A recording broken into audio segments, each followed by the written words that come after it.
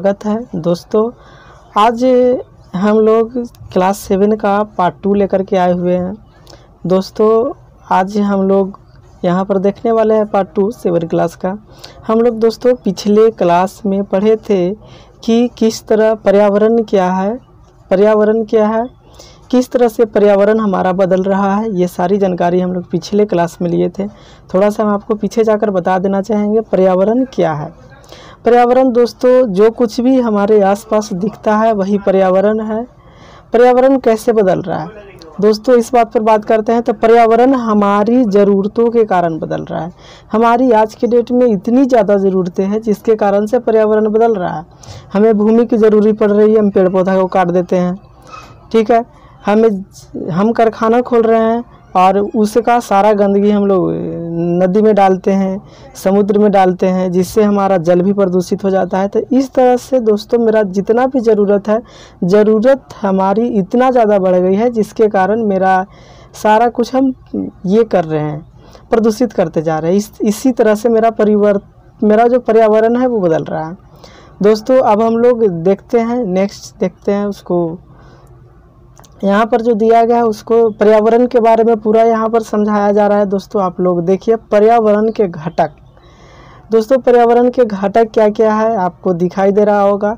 हम लोग ऊपर की ओर जैसे ही जाते हैं तो मानव निर्मित, प्राकृतिक। पर्यावरण के यहाँ पर अभी तक हम लोग 2 घटक देख रहे हैं यहाँ स्क्रीन पर। तो इसको देखिए, पहला है मानव निर्मित। जी हाँ दोस्तों, पहला जो पर्यावरण का घटक है वो मानव निर्मित है, मानव के द्वारा निर्मित किया गया है। और दूसरा जो है प्राकृतिक निर्मित, प्राकृतिक है, ठीक है, प्रकृति के द्वारा बनाया गया है। दोस्तों मानव निर्मित की बात करते हैं तो मानव निर्मित में इमारतें आपको दिख रहा होगा।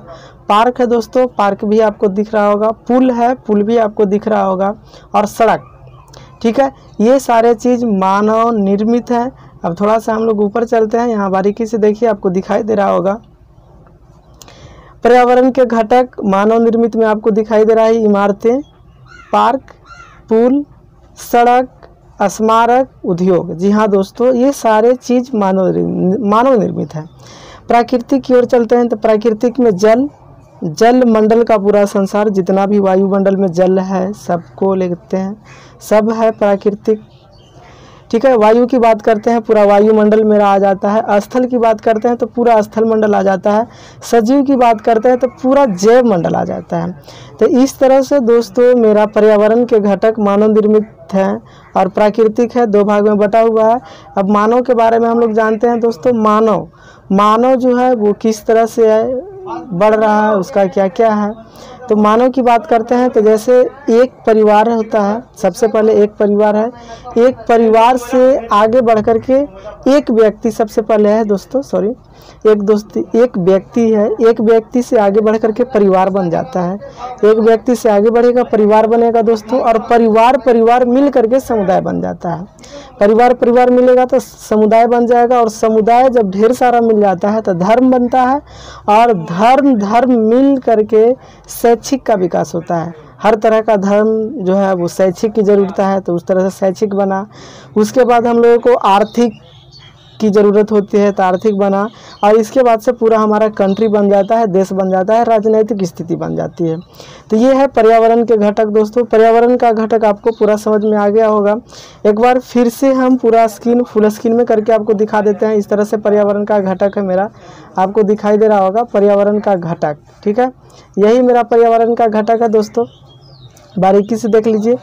पर्यावरण के घटक में एक तो मानव निर्मित आ जाता है, उसके बाद प्राकृतिक आ जाता है, उसके बाद मानव में एक परिवार हुआ, एक व्यक्ति हुआ, व्यक्ति के बाद परिवार आता है, परिवार के बाद समुदाय आता है, समुदाय के बाद धर्म के बाद शैक्षिक के बाद आर्थिक, और आर्थिक के बाद राजनीतिक स्थिति आ जाता है। उसी तरह से ठीक पर्यावरण के घटक जो दोस्तों मानव निर्मित है और प्राकृतिक है। मानव निर्मित में हम लोगों का इमारतें आ जाता है, पार्क आ जाता है, पुल आ जाता है, सड़क आ जाता है, स्मारक आ जाता है, उद्योग आ जाता है।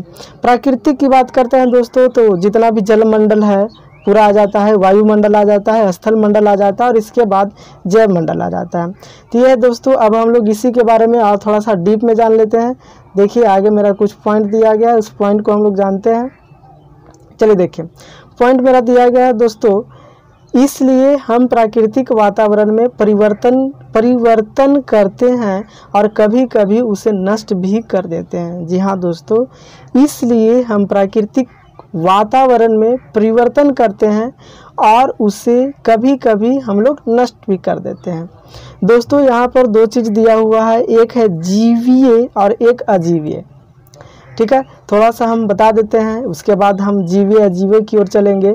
ऊपर के वार्तालाप से आप समझ गए होंगे कि किसी भी जीवित प्राणी के चारों ओर पाए जाने वाले लोग, स्थान, वस्तुएं एवं प्रकृति को पर्यावरण कहते हैं। जी हाँ दोस्तों, एक इंसान है, इंसान के चारों तरफ जो कुछ भी पाए जाते हैं, ठीक है, जो कुछ भी पाए जाते हैं वे सारे के सारे वो पर्यावरण कहला गए। चाहे वो जीव प्राणी हो गया चारों ओर, या फिर लोग हो गए, स्थान हो गया, या वस्तु हो गया, सारा का सारा प्राकृतिक पर्यावरण है। यह प्राकृतिक एवं मानव निर्मित परिघटनाओं का मिश्रण है। जी हाँ दोस्तों, पर्यावरण जो है वो दो चीज़ों से मिलकर बना हुआ है। एक तो मानव निर्मित वस्तुओं से मिलकर बना हुआ है और दूसरा है कि पर्यावरण यानी कि प्राकृतिक से मिलकर बना हुआ है। तो इस तरह से दो चीज़ों का मिश्रण है, दो चीज़ों का परिघटनाओं का मिश्रण है। एक है मानव निर्मित और दूसरा है प्राकृतिक। प्राकृतिक पर्यावरण में पृथ्वी पर पाई जाने वाली जीवीय एवं अजीवीय दोनों परिस्थितियां सम्मिलित है। प्राकृतिक पर्यावरण में, जी हाँ दोस्तों, प्राकृतिक जो पर्यावरण है उसमें पृथ्वी पर जो कुछ भी पाए जाते हैं, जीवीय पाए जाते हैं या अजीवीय पाए जाते हैं, दोनों उसमें सम्मिलित हैं। अब हम लोग सबसे पहले जानते हैं जीवीय क्या है और अजीवीय क्या है। तो जीवीय की बात करते हैं। जीवीय किसे कहते हैं दोस्तों? सजीव प्राणियों का संसार जीवीय कहलाता है। जी हाँ दोस्तों, सजीव प्राणी का जितना भी संसार है सब जीवीय कहलाएगा। जैसे हम लोग पादप ले लेते हैं, पेड़ पौधे हो गए, जीव जंतु हो गए। अजीवीय को हम लोग समझते हैं निर्जीव पदार्थों का संसार, जितना भी हो गया निर्जीव पदार्थों का संसार, वो सारे के सारे अजीवीय कहलाते हैं। जैसे हो जल हो गए, वायु हो गया, ठीक है, इसके बाद और सारा जो कुछ भी लेते हैं, वो जो सांस नहीं लेता है, जिसमें जीव नहीं है, वो सारे अजीवीय हो गए। ठीक है, तो ये सारे हो गए जीवीय और अजीवीय। दोस्तों आपको अच्छी तरह से समझ में आ गया होगा। अब हम लोग नेक्स्ट आगे समझ लेते हैं दोस्तों। तो चलिए चलते हैं आगे की ओर। दोस्तों ये मेरा आ गया है नेक्स्ट, ठीक है, इसको हम लोग देख ही रहे होंगे, इसको हम लोग बारीकी से समझने का कोशिश करते हैं। अब देखिए दोस्तों, यहाँ पर जबकि मानवीय पर्यावरण में मानव की परस्पर क्रियाएं, उनकी गतिविधियां एवं उनके द्वारा बनाई गई रचनाएं सम्मिलित है। जी हाँ दोस्तों, अगर हम लोग पर्यावरण की बात करते हैं तो पर्यावरण में सारा चीज़ आ जाता है। पर्यावरण की बात करेंगे तो पर्यावरण में सारा चीज़ आ जाएगा, चाहे वो मानव के द्वारा बनाया हुआ हो या प्रकृति के द्वारा बनाया हुआ हो। लेकिन जब हम लोग मानवीय पर्यावरण की बात करेंगे तो वहाँ पर केवल मानव के द्वारा बनाए हुए ही चीज़ें आती है। ठीक है, मानव के द्वारा बनाई हुई गतिविधियाँ आएगा, उनके द्वारा बनाई गई सारी की सारी रचनाएं आती है मानव निर्मित में।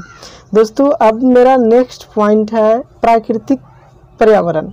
जी हाँ दोस्तों, प्राकृतिक पर्यावरण क्या है इसके बारे में हम लोग जानेंगे। उससे पहले एक छोटा सा पॉइंट दिया हुआ है, उसको हम लोग समझते हैं। पर्यावरण यानी एनवायरमेंट। जी हाँ दोस्तों, उसका इंग्लिश है एनवायरमेंट। पर्यावरण यानी एनवायरमेंट शब्द की उत्पत्ति फ्रेंच शब्द एनवायरोनेर या एनवायरोनर से हुई है, जिसका अर्थ है पड़ोस। जी हाँ दोस्तों, पर्यावरण जो शब्द बना हुआ है वो पड़ोस शब्द से बना हुआ है। इसका फ्रेंच नाम दिया हुआ है। पर्यावरण को हम लोग इंग्लिश में एनवायरनमेंट बोलते हैं, इसका फ्रेंच नाम है। जिस शब्द से उत्पत्ति हुआ है उसको दिया हुआ है, उसको थोड़ा सा हम लोग देख लेते हैं। एनवायरोनेर है या फिर एनवायरोनेर। जी हाँ दोस्तों, दोनों एक ही चीज़ है, थोड़ा सा उसमें मात्रा का डिफरेंस है, आधा ना आ गया है बीच में। तो इस तरह से अब हम लोग प्राकृतिक पर्यावरण को समझते हैं। प्राकृतिक पर्यावरण है क्या? प्राकृतिक पर्यावरण, जी हाँ दोस्तों, प्रकृति के द्वारा बनाया हुआ पर्यावरण, जितना भी प्राकृतिक है उसके द्वारा बनाया हुआ पर्यावरण प्राकृतिक पर्यावरण हो गया, जैसे हम लोग बात करते हैं भूमि, जल, वायु, पेड़ पौधे एवं जीव जंतु मिलकर प्राकृतिक पर्यावरण बनाते हैं। जी हाँ दोस्तों, प्राकृतिक के सारे चीज़ें मिलकर के प्राकृतिक पर्यावरण बनाते हैं।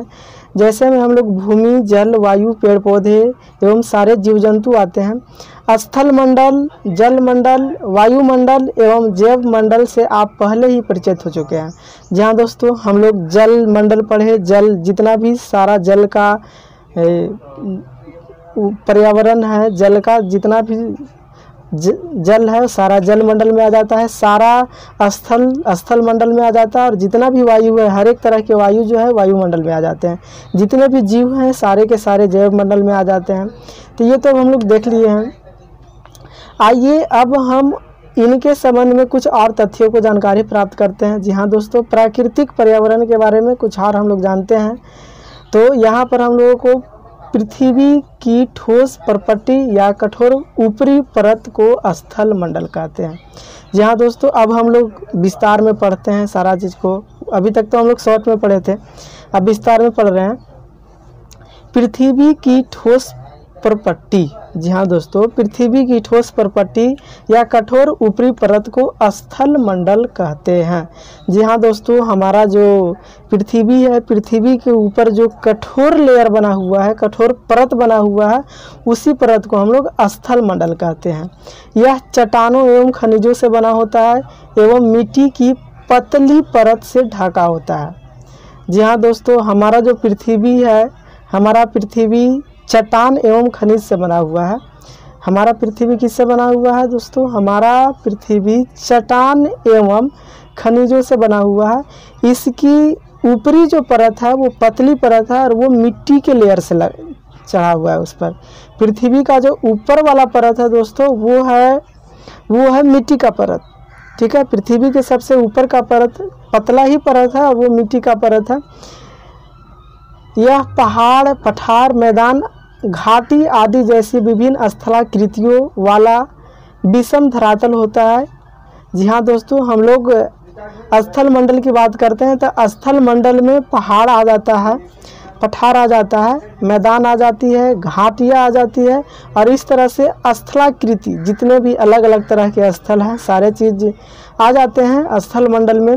ये स्थलाकृति महाद्वीपों के अलावा महासागर की सतह पर भी पाई जाती है। जी हाँ दोस्तों, ये जितने भी स्थलाकृति है ये महाद्वीप के अलावा, जितने भी महाद्वीप हैं उसके अलावा महासागर के सतह पर भी पाई जाती है।